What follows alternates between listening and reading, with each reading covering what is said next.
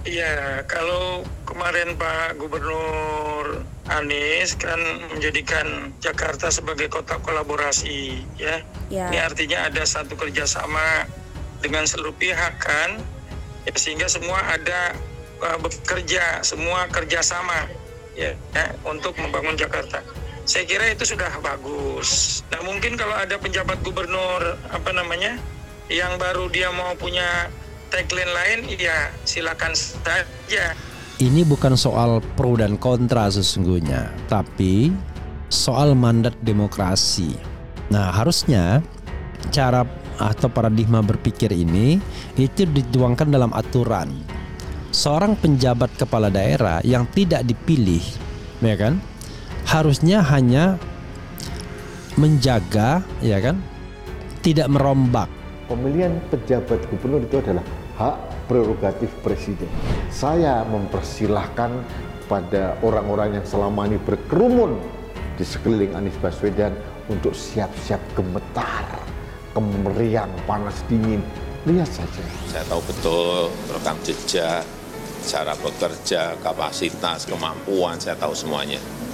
Dan komunikasinya sangat baik dengan siapapun, sehingga kita harapkan nanti ada percepatan. Kemarin saya sudah sampaikan kepada Pak Heru, utamanya persoalan utama di DKI Jakarta. Pak Anies Baswedan yang mantan gubernur DKI dan sekarang diusung Nasdem sebagai capres, memang memiliki tutur kata yang bila didengar menenteramkan hati. Menenteramkan hati. Ya karena memang hanya enak didengar saja. Enak, wah empuk gitu loh. Jangan pernah membuktikan apa yang disampaikannya.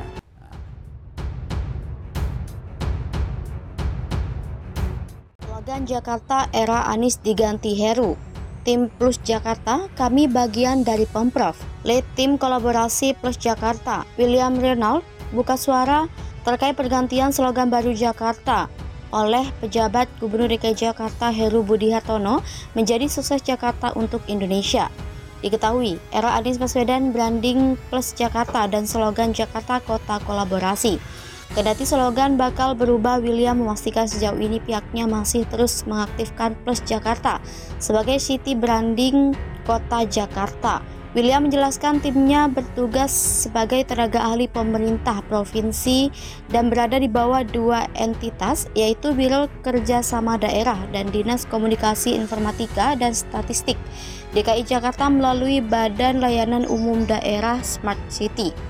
Oleh sebab itu, William tak dapat menjawab dengan pasti saat ditanyai soal kelanjutan Plus Jakarta ke depan.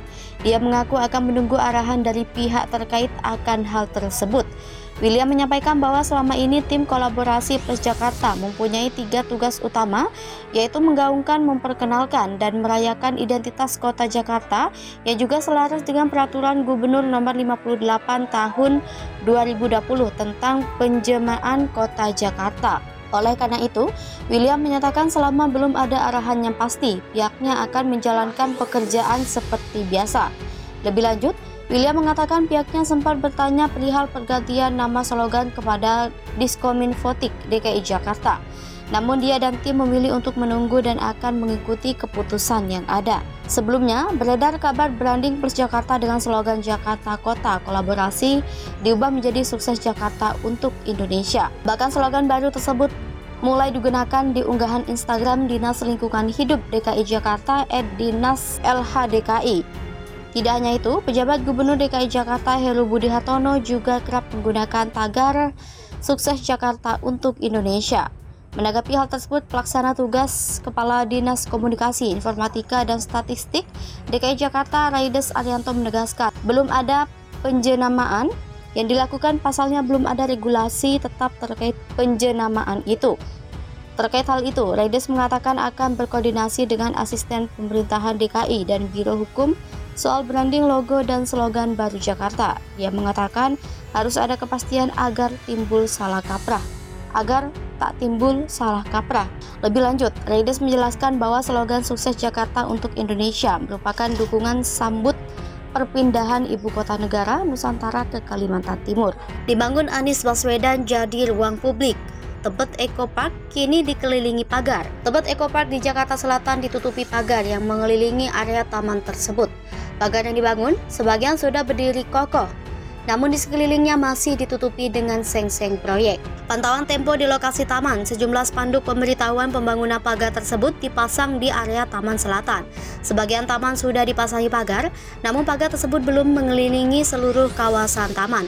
Pagar yang sudah terbangun baru berada di area Taman Selatan.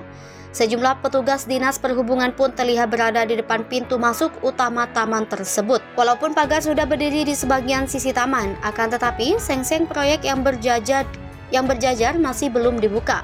Salah satu petugas Tebet Eco Park ini mengatakan seng-seng akan dibuka ketika semua pagar sudah jadi total. Salah satu pengunjung UPI 58 tahun mengatakan dibangunnya pagar tersebut membuat taman terkesan lebih rapi dan bagus. Semula Tebet Eco Park dibangun dengan konsep tanpa pagar. Seperti dikutip dari laman DPD DKI 4 April 2022, Kepala Dinas Pertamanan dan Hutan Kota DKI Jakarta Suzy Marsitawati menjelaskan untuk Tebet Eco Park memang sengaja tidak diberikan pagar dengan harapan warga Jakarta bisa mengawasi taman selama 24 jam dan merasakan miliknya. Tebet Eco Park diresmikan Gubernur DKI Anies Baswedan pada 23 April 2022 lalu.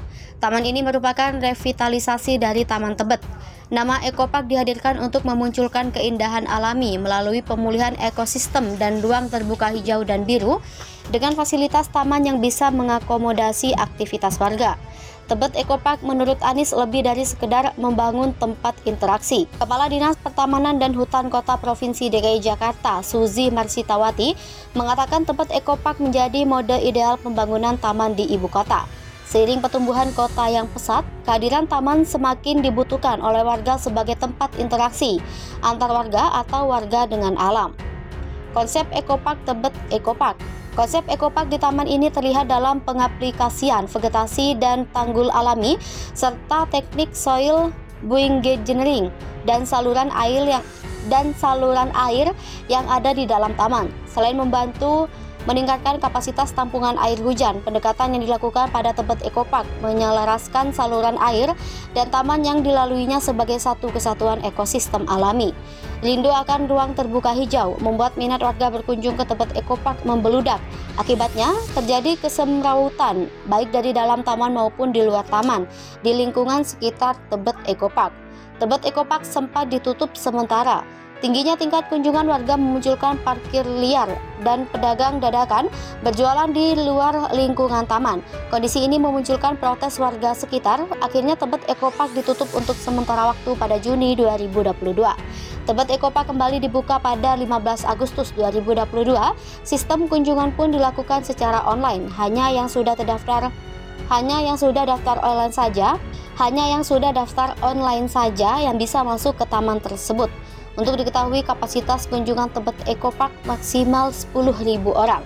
Kini setelah dilakukan penataan ulang dan mengubah sistem pendaftaran pengunjung, Pemprov DKI memilih untuk memagari Tebet Eco Park.